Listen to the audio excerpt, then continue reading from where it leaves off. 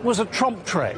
Okay, for the last couple of weeks I've been hearing a Trump trade this, Trump trade that. Well, yesterday, Wednesday, that was a Trump trade as the markets went to space. And you say to me, hang on a minute, John, how is it possible that you've been telling us that Wall Street is concerned about policy and not partisanship? And that is absolutely true. It's true that people on Wall Street donate in equal measures to the Democrats and to the Republicans. And when it comes to stock picking or to bond choosing, it is down to policies rather than partisanship. However, that was such a big decisive win, such an overwhelming mandate from the American people for Trump to do what Trump has promised he will do, that the markets had to react, even though they just had to.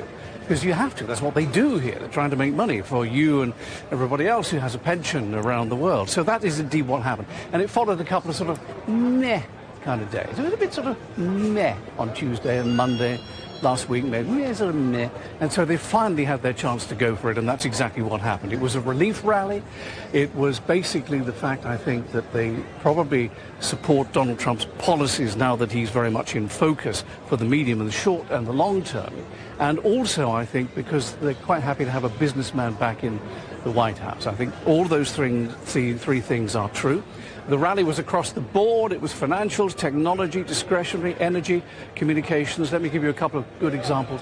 Because Trump is going to bring in deregulation, the opposite of Harris and Biden, because of that, the banks did very well yesterday, and technology did very well yesterday as well. Now, solar, on the other hand, did not do well yesterday because there is a sense that Trump may tinker with the Inflation Reduction Act of the Green New Deal. So solar was down yesterday, one of the few areas that was in the red. Nvidia is back on top of the pops with a bullet, number one, the most expensive company in the world, up 3% now. And Tesla benefited to the tune of about 12% yesterday and is now up 3% after that audacious backing for Donald Trump, that bet by Elon Musk that could have gone so wrong. And as far as Wall Street is concerned, so far has not. So we had the best day for US stocks since 2022, and I will now give you some of the numbers. So yesterday, the Dow was up 3.5%. Now it is down just a tiny, tiny fraction as they struggle to hang on to those gains. The Nasdaq was up almost 3% yesterday, is now up 1/3 of 1%, 246 points.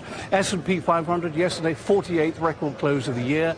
It is now up by 0.5%.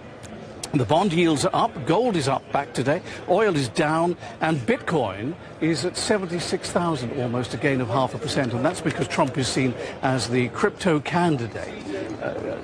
Even Dogecoin was up yesterday, and Dogecoin was started as a joke by a couple of cartoonists who used to work for Disney, and it's caught on, and now it is a legitimate cryptocurrency, and it was up about 20% yesterday because of the Trump win.